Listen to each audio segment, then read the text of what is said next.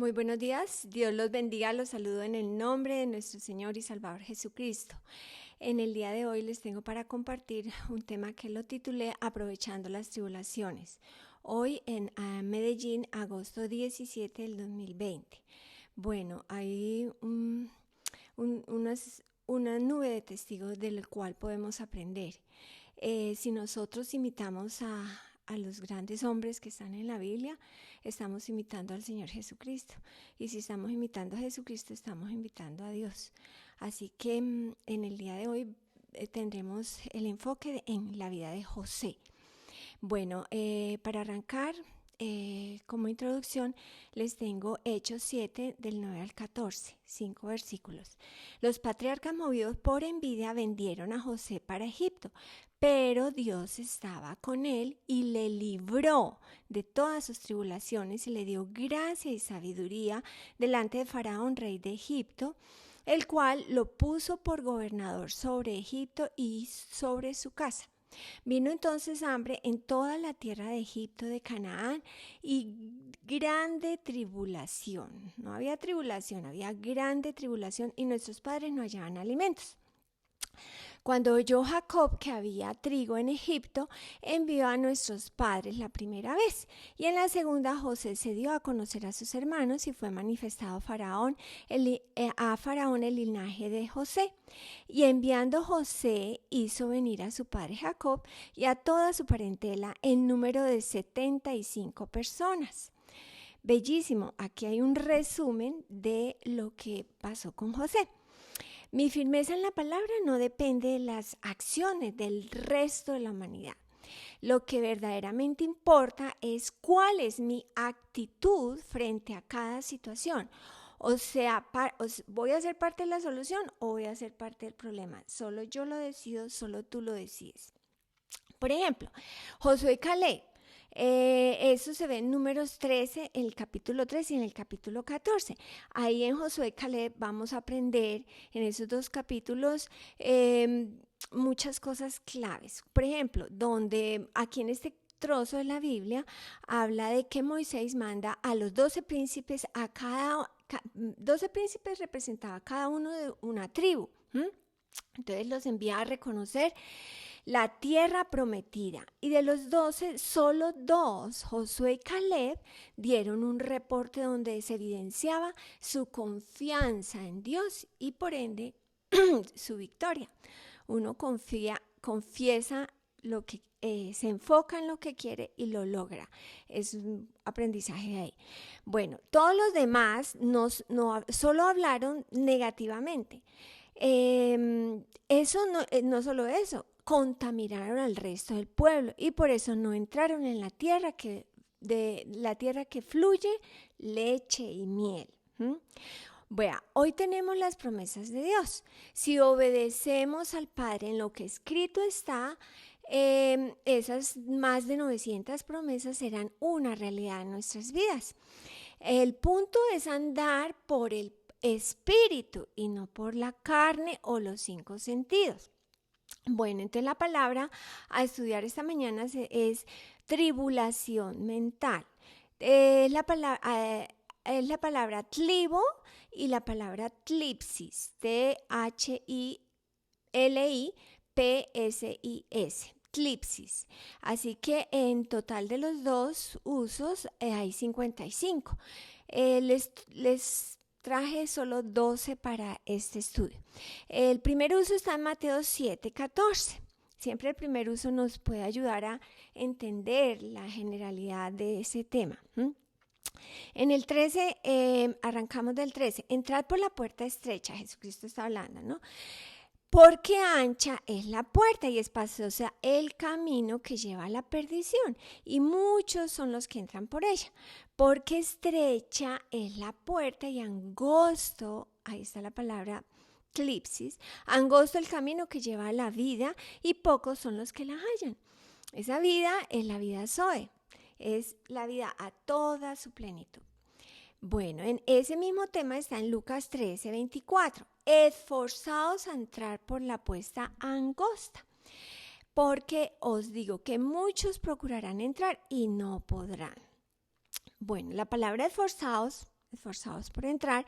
Lo podemos ver en 1 Corintios 9:25, que dice allí, todo aquel que lucha, esa es la palabra esforzados, todo aquel que compite, de todo se abstiene. Ahí está hablando del atleta. En ese espacio dice, para recibir una corona incorruptible.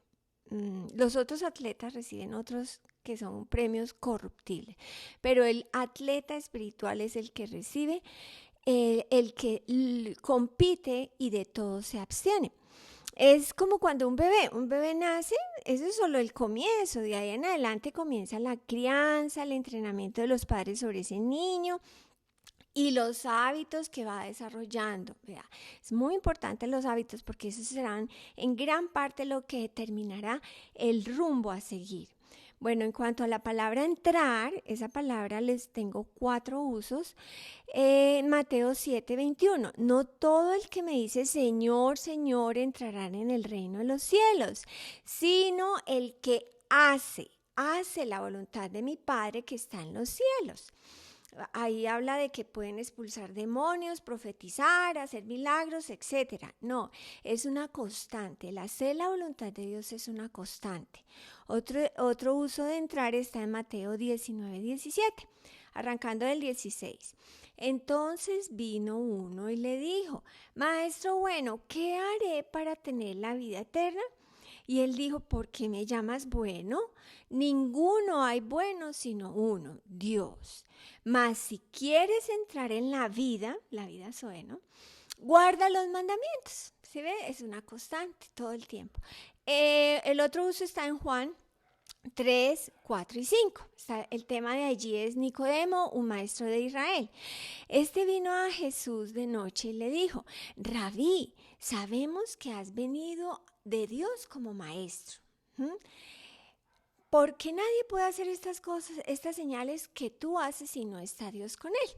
Bueno, aquí hay una figura, un resaltador, dice, por esto he venido a ti para que me instruyas sobre el reino de Dios, porque ese es el tema aquí.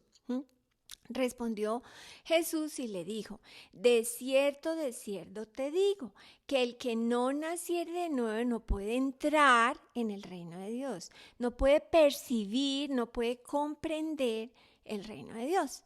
En el 4 y 5, Nicodemo le dijo, ¿acaso puede un hombre nacer siendo viejo? ¿Puede acaso entrar por segunda vez al vientre de su madre y nacer? Respondió Jesús, de cierto te digo, el que no naciere de agua y de espíritu no puede entrar en el reino de Dios. Vean, en el original no hay artículos.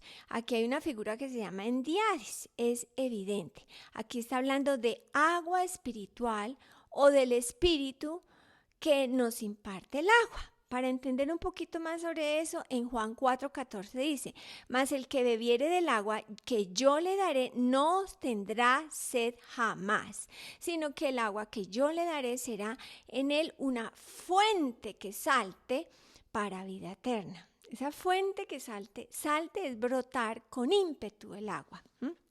Bueno, lo mismo habla en Juan 7:38 y 39a. El que cree en mí, está hablando Jesucristo, como dice la Escritura, de su interior correrán ríos de agua viva. Esto dijo del Espíritu que habían de recibir los que creyesen en él. Y el cuarto uso de entrar está en los de tribulación. Aquí está hablando en Hechos 14:22, hablando de las tribulaciones. Bueno, ¿qué hacían ellos? Confirmando los ánimos de los discípulos y exhortándoles que permaneciesen en la fe. Fantástico hasta este momento, ¿cierto? Vamos a ver qué sigue. Y diciéndoles, es necesario que a través de muchas tribulaciones entremos en el reino de Dios. A través de muchas tribulaciones. ¿Quién quiere las tribulaciones? Bueno, es bueno entender qué dice Dios al respecto para saber cómo desarrollar el proceso. Dice, confirmando los ánimos. Ese confirmar es pisar firmemente. Y los ánimos es robusteciendo las almas, ¿sí? Entonces, aquí hay una figura que hay aparentes inconsistencias, aparentes, ¿sí? Pero como es revelación, entonces no hay ninguna irregularidad. Así que más adelantico vamos a verlo en 2 Corintios 6, del 4 al 10. Bueno, entonces vamos a coger los usos, los demás usos, ya hemos visto 2, de tribulación. ¿Qué dice la Biblia al respecto? En el primer uso, en otro uso vemos, vendrán aflicciones por causa de la palabra, pero Dios nos enseña qué hacer frente a ella. Bueno, aquí en este tema de Mateo 13, del 20, 21 y 23, vamos a ver sobre la parábola del sembrador. Aquí dice, y el que fue sembrado en pedregales, este es el que oye la palabra y al momento la recibe con gozo, pero no tiene raíz en sí. Ahí ese pequeño detalle, sino que es de corta duración, pues al venir la aflicción o persecución por causa de la palabra, luego tropieza, ¿sí? Se ofende. Bueno, Dios no nos esconde que van a haber persecuciones y aflicciones. Dios nos los muestra. Vea, esto es un proceso. Vea lo que hay que hacer. Mas el que fue sembrado en buena tierra, este es el que oye y entiende la palabra y da fruto y produce a 100, a 60 y a 30 por uno. Así que, ¿cuál es la solución? Primero, ver la importancia de sacar raíces para que nada nos mueva, porque cuando hay una buena raíz, una profundidad, es difícil de que nos mueva. Y también ser buena tierra, pues necesitamos aprender a oír y a entender. Es importante entendimiento alumbrado para poder dar fruto, ¿sí? Dios nos trajo a este mundo es para que demos fruto, para que nos la gocemos. Vea, ese fruto nos lo garantiza Dios en su palabra. Es lo fantástico de dejarnos guiar por la Biblia. El segundo es, hay un antídoto frente a la persecución por hablar la palabra, porque va a haber persecución por hablar la palabra. ¿Cuál es ese antídoto? Seguir hablando la palabra, ¿sí? La palabra es la que nos hace libres, ¿sí? Porque como dice en Juan 8:32, vean, el resto lo hace Dios. Si hacemos nuestra parte, estamos permitiendo que Dios haga la suya. Nosotros somos los que a veces limitamos a Dios, así que no lo hagamos porque es muy sabio hacer nuestra parte. En Hechos 11:19, dice ahí. Ahora bien, los que habían sido esparcidos a causa de la persecución que hubo con motivo de Esteban pasaron hasta Fenicia, Chipre, Antioquía, no hablando a nadie la palabra, sino solo a judíos. Pero en este grupo también hablaron a los griegos y vea lo que dice ahí, anunciando el evangelio del Señor Jesús. Eso es lo que nos interesa a nosotros. Bueno, después viene el clímax de la cuarta y gran declaración del libro de Hechos. Y en el 21 vemos, y la mano del Señor estaba con ellos, y gran número creyó y se convirtió al Señor. Cambió su estilo de vida y empezó a hacerlo de acuerdo a la palabra. Aquí vemos el trabajo mancomunado con el Padre. Esto es hacer que prevalezca la luz. La luz disipa las tinieblas, ellas tienen que salir corriendo. Bueno, la tercera es la tribulación, es oprimir. Necesitamos estrategias para que no prevalezca la opresión. Este uso está en Marcos 3:9. Jesús dijo a sus discípulos que le tuvieran siempre lista una barca a causa del gentío para que no le oprimiesen. Claro, todo el mundo se le quería echar encima. Bueno, cuarto uso es hablando de que en Jesús tenemos paz. Por eso podemos vivir confiados, con ánimos. Ánimos es lo que Dios quiere. Juan 16:33. En el mundo tendremos aflicción, pero confiad, yo he vencido al mundo. Por eso, aunque vivamos en el mundo, no le pertenecemos y por eso andamos como luminares. Somos luz en este mundo de tinieblas. El quinto uso está en Juan 16:21. Y ahí vamos a ver que el gozo hace olvidar la angustia. ¿Cómo? Bueno, la mujer cuando da a luz tiene dolor porque ha llegado su hora, pero después que ha dado a luz a un niño, no se acuerda de la angustia por el gozo que haya nacido un hombre en el mundo. El gozo, vea, el gozo es clave. Más adelantico veremos sobre el gozo, porque es otra herramienta poderosísima. Un sexto uso, la ley de la siembra y la siega. Bueno, tribulación y angustia, sobre todo aquel que hace lo malo. El que hace, esa palabra es katergazomai, ¿sí? El que obra, el que produce. Claro, yo siembro el mal, pues recibo el mal. Más, seguimos leyendo ahí y dice, más gloria, honra y paz a todo el que hace lo bueno. Ergazomai. Serían dos palabras buenísimas para estudiar. Bueno, eso está en Romanos 2, del 9, el 9 y el 10.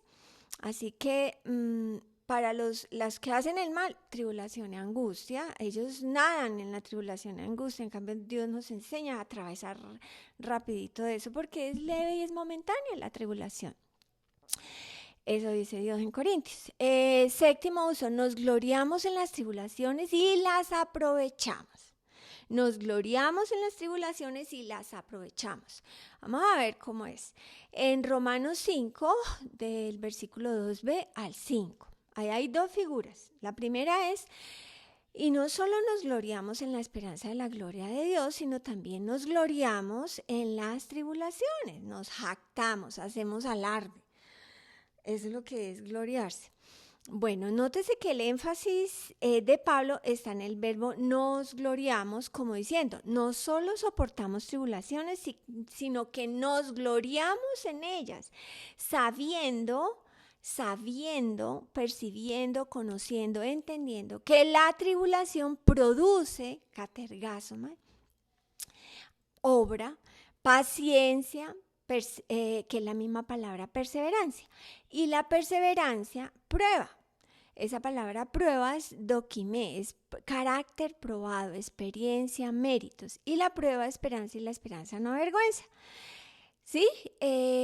Sabiendo que la tribulación produce perseverancia. La perseverancia en la palabra es lo que nos va a permitir desarrollar ese carácter, esa experiencia, esos méritos, ¿sí? Y la prueba es la que nos permite desarrollar la esperanza, ¿sí? Pues en la que nos gloriamos, ¿no? En el interlineal griego-español, en el pie de página, dice que la esperanza no decepciona. Pues el amor de Dios ha sido derramado en nuestros corazones por el Espíritu Santo que nos fue dado.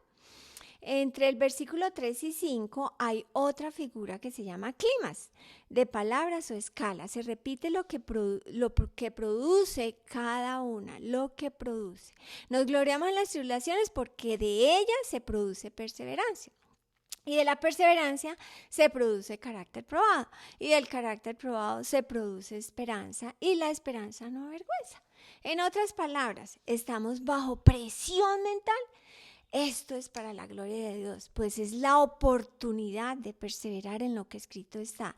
Es la oportunidad para ganar experiencia, méritos, desarrollando ese carácter cristiano, manteniéndonos enfilados en el retorno del Señor. Pues por mantenerme en la luz estoy corriendo mi carrera de tal manera que obtendré el premio. No seré decepcionado. Dios es fiel. Si vemos de las presiones como una oportunidad para desarrollar todas estas cosas, los recibiremos. Pues eso dice la Biblia, ¿no?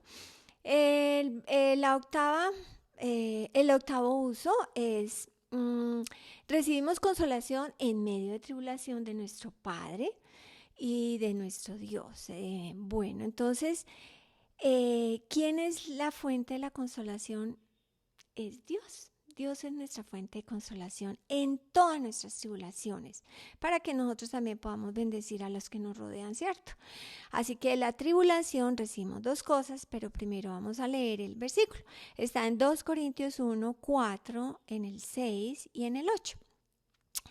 Dice así, el cual nos consuela en todas nuestras tribulaciones arranco desde el 3. Bendito sea el Dios y Padre, dos cosas, Dios y Padre, de nuestro Señor Jesucristo, Padre de misericordias y Dios de toda consolación, el cual nos consuela en todas nuestras tribulaciones. ¿Para qué? Para que podamos también nosotros consolar a los que están en cualquier tribulación por medio de la consolación con que somos consolados por Dios. En el 5 dice, porque de la manera que abundan en nosotros las aflicciones de Cristo, así también por el mismo Cristo nuestra consolación.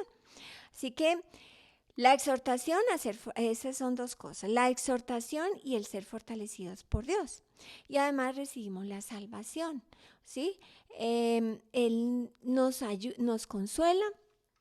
Y eso lo dice en el 6, vamos, para el 6. Pero si somos atribulados es para nuestra consolación y salvación. Ahí está.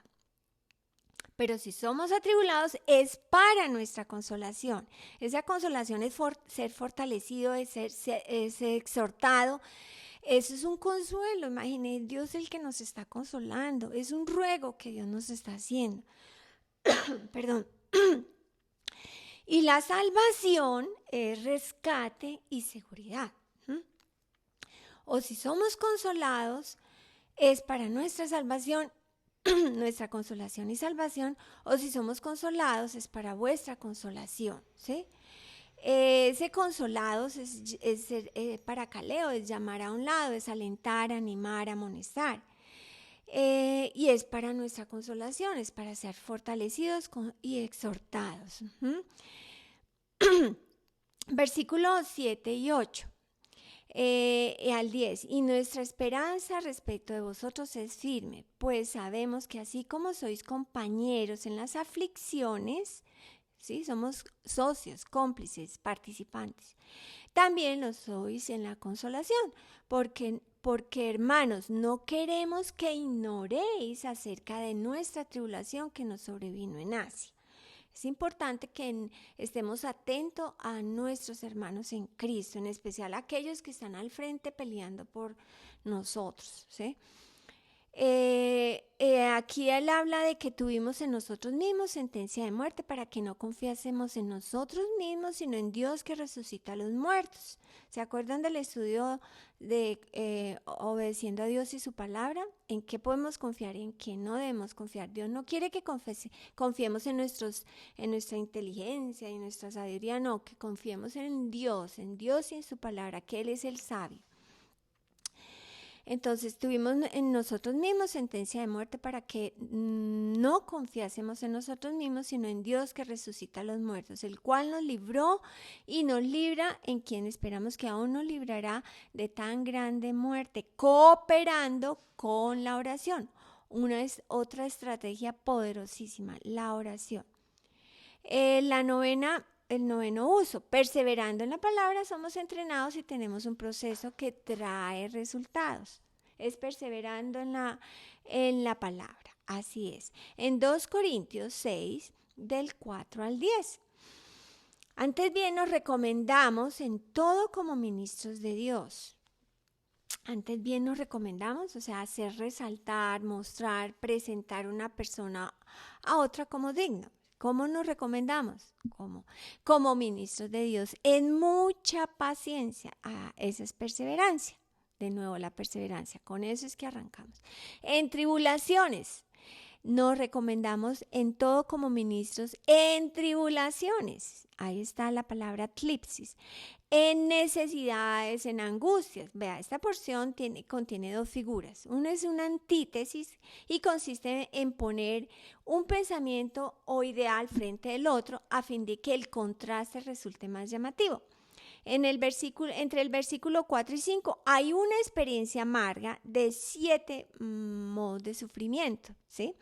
Aquí en este trozo de las escrituras vamos a ver 3 grupos de 7. Hay una experiencia amarga de 7 clases de sufrimiento. Entre el versículo 5 y 6 hay 7 modos de negación de sí mismo que ayudan a preservar.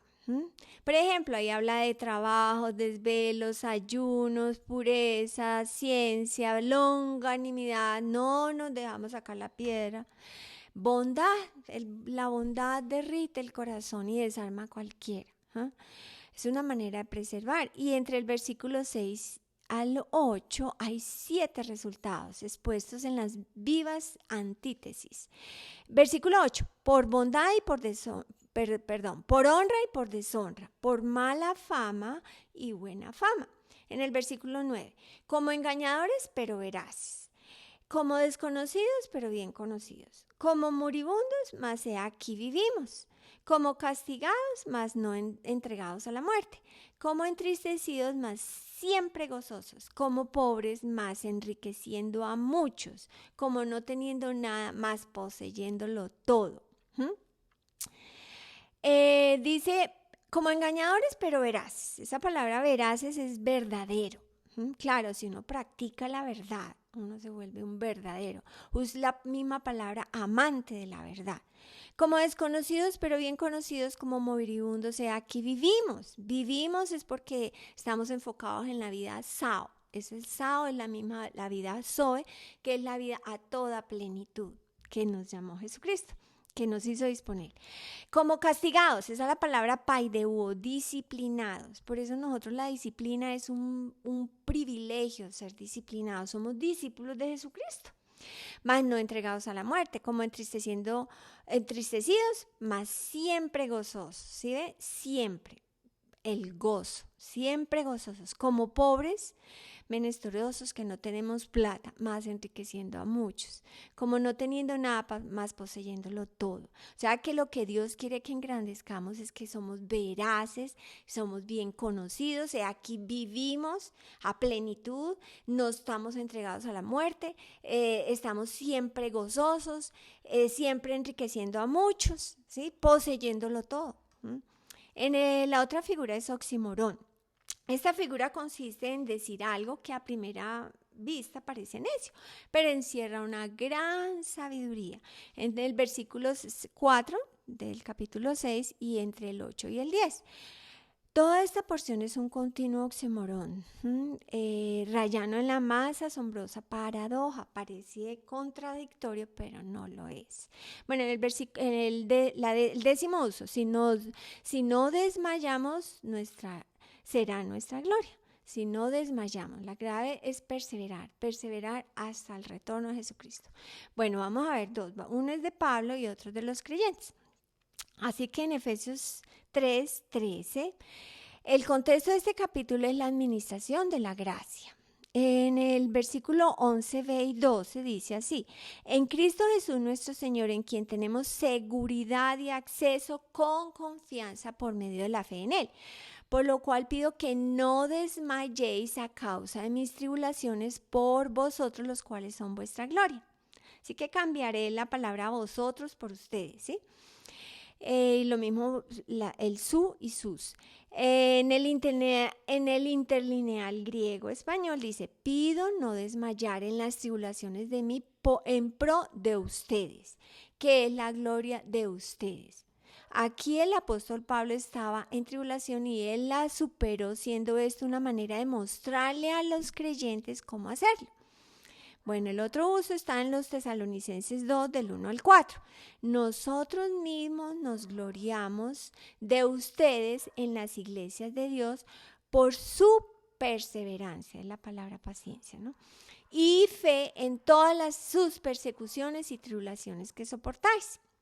Bueno, vamos al 11º de los usos de tribulación. Los Filipos participaron en la tribulación en que se encontraba el apóstol Pablo, y eso es bien hacer. Filipenses 4:14. Sin embargo, bien hiciste en participar conmigo en mi tribulación. Hay creyentes hermosísimos que participan en las tribulaciones de los demás, ¿sí? Entonces es importante estar atento a las necesidades de los demás, a estar siendo sensible, ¿sí? Eso es crecer. El 12º, el gozo permitirá que haya un mayor aprovechamiento. Fantástico, me encanta eso. Y que podamos pasar la tribulación, pues fortalecidos en Dios, porque Dios es el que nos consuela. Si decimos la palabra en medio de gran tribulación con gozo, entonces estaremos imitando a Pablo, a Silvano y a Timoteo. Eso lo vamos a ver en 1 Tesalonicenses 1, del 6 al 7. Y si estamos imitando a ellos tres, por ende estaremos imitando al Señor Jesucristo. En 1 Tesalonicenses 1, 6 y 7. Vosotros vinisteis a ser imitadores de nosotros y del Señor, recibiendo la palabra. recibiendo es decomai, la hicieron suya, nadie me la quita. Recibiendo la palabra en medio de gran tribulación. Eso, el creyente, ¿no? Que dice, no, yo después asisto a la reunión, no, yo después estudio la Biblia, después de que arregle todo esto. No, es con la palabra de Dios, con el consejo de Dios que vamos a arreglar todo esto. Vosotros viniste a ser imitadores de nosotros y del Señor, recibiendo la palabra de Dios en medio de gran tribulación, con gozo del Espíritu Santo, de tal manera que habéis sido ejemplo a todos los que han creído. Esa usanza de Espíritu Santo es el nuevo nacimiento. Ellos renacieron y por eso evidenciaron el fruto del Espíritu, ¿sí? Vea, el gozo no depende de las circunstancias, pero sí de la mente renovada. Aquí es el fruto de manifestar el Espíritu de Dios. La felicidad sí depende de las circunstancias. Por ejemplo, el joven es feliz y está en una fiesta y está triste porque no pudo ir a la fiesta, ¿sí? Vea, vivimos gozosos porque seguimos a nuestro Señor, a nuestro amo y Señor Jesucristo. Vivimos gozosos porque obedecemos a Dios y su palabra. Vea, la Biblia, la palabra de Dios nunca cambia. Siempre tendremos todo lo que necesitamos. Todo lo que vayamos a necesitar, Dios suplirá nuestra necesidad. Empezar con nuestra alma pura, ganarnos a nosotros mismos, para entonces ser prosperados en todo y tener salud. Como dice 3 Juan 2. Hay un versículo, hay un trozo de la Biblia impresionante que lo compartí en otro estudio. 1 Pedro 1, 22 al 25. Habiendo purificado vuestras almas por la obediencia a la verdad. Entre más soy obediente a lo que escrito está, puro tendré el alma.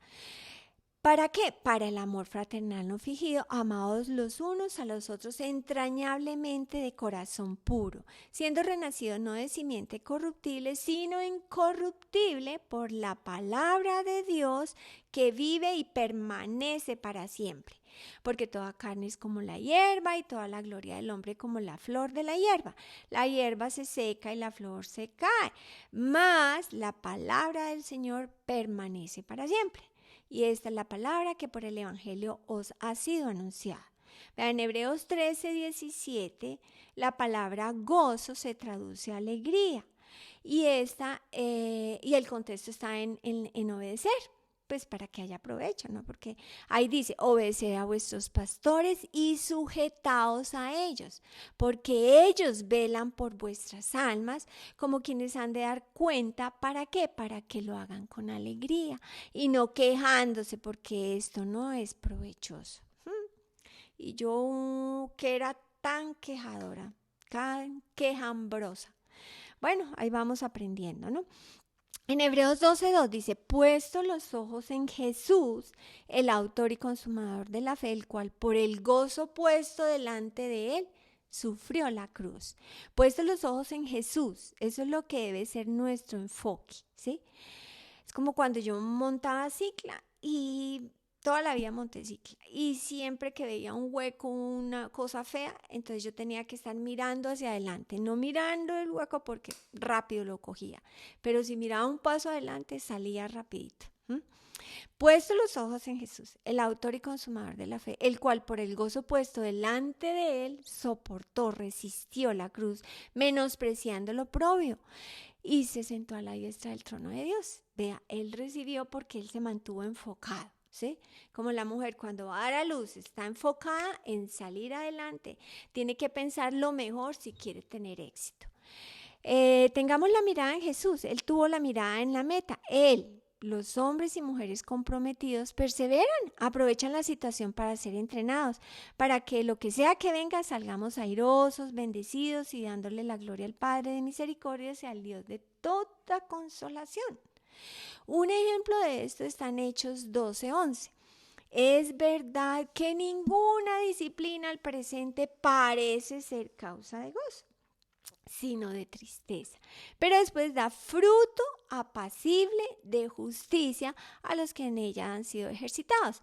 Esto es un entrenamiento diario, es para toda la vida. Qué privilegio ser disciplinados por nuestro papá, el Dios Todopoderoso, el Dios que creó los cielos y la tierra. Así que les traeré un resumen de la historia de José. Hoy no estaré hablando de un testimonio. En Génesis, la vida de José está en los capítulos desde el 30, 24 al capítulo 50, 26. Empecemos por el principio. Sus padres eran creyentes, eran respetuosos de la palabra de Dios. Vean la importancia y la responsabilidad que tenemos como padres. En Génesis 37, del 2 al 4, les leeré. A los 17 años apacentaba las ovejas de su padre con sus hermanos y le informaba a José, a su padre, la mala fama de ellos. Pues él era un sardino, un chico. Y amaba a Israel a José más que a todos sus hijos porque lo había tenido en su vejez y le hizo una túnica de diversos colores. Viendo esto, sus hermanos lo aborrecían y no podían hablarle pacíficamente. ¿Usted se imagina la relación de esos hermanos con José? Vea, él se estaba entrenando ahí, vamos a ver para qué. Sus hermanos le tenían envidia y por eso maquinan matarlo. Acabemos con el problema. Y lo venden como esclavo. Él pudo llenar su corazón de amargura y rebelarse. ¿Por qué? Pues él era el favorito del padre, pero ¿sabe qué? No lo hizo. Me quito el sombrero. En 39:1 y siguientes, cuando fue comprado como esclavo, Jehová estaba con José y fue varón próspero y todo lo que él hacía, Jehová lo hacía prosperar en su mano. ¿Sí? En nuestras manos está que Dios nos prospere más y más y más. En Hechos 7 vimos que vendieron a José para Egipto, ¿cierto? Cuando comenzamos la enseñanza. Pero Dios estaba con él y le libró de todas sus tribulaciones y le dio gracia y sabiduría delante de Faraón. Entonces llega a ser gobernador sobre Egipto y toda su casa. Vea, Dios libra a todo aquel que le respeta. Si uno es fiel en lo poco, desarrolla más capacidad. Hace lo que tiene que hacer delante de Dios, entonces Dios le da más. Esto es de la parábola de los talentos, eso lo aprendí en Mateo 25 del 15 al 28. Retomando de José. Y justamente cae a la cárcel. En el 39 del 21 al 23 le leeré.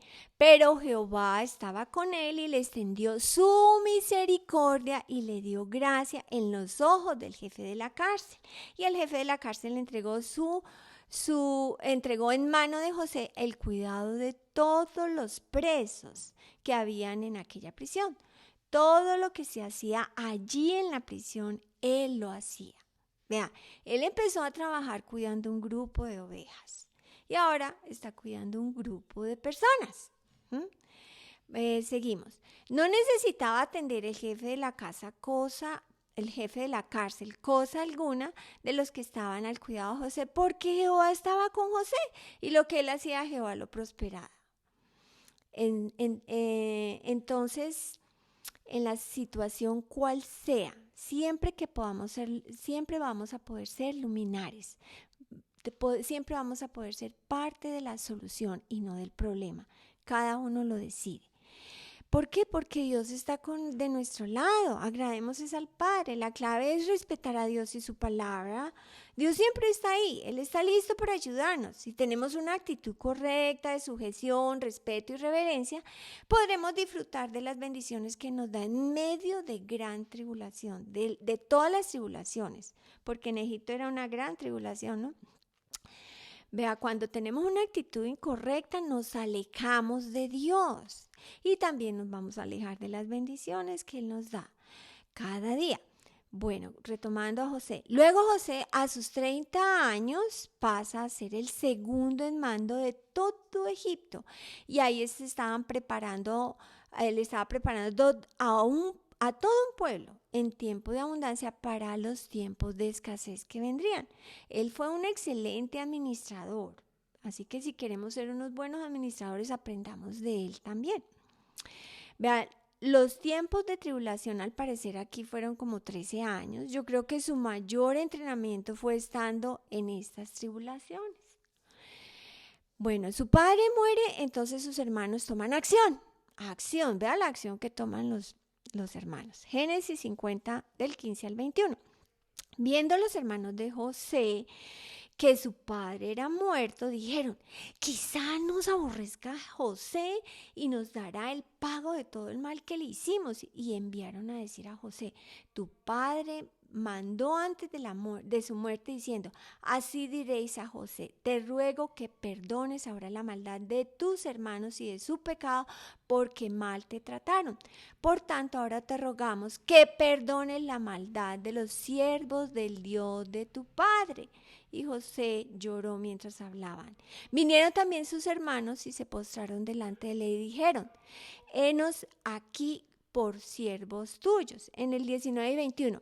Y le respondió José, no temáis, ¿acaso estoy yo en lugar de Dios? Vea, Dios es el juez, no nosotros. Dice ahí, vosotros pensaste mal contra mí, mas Dios lo encaminó a bien, para hacer todo lo que vemos hoy, para mantener en vida a mucho pueblo. Ahora pues no tengáis miedo, yo os sustentaré a vosotros y a vuestros hijos. Así los consoló y les habló el corazón. Tan chévere, ¿no? Aprendamos de eso. Vea, José vivió 110 años. Así que un antídoto espectacular es el perdón. Todos la embarramos, no hay quien no la embarre. Y si mantenemos perdonando, vamos a estar libres de cargas que no nos dejan andar.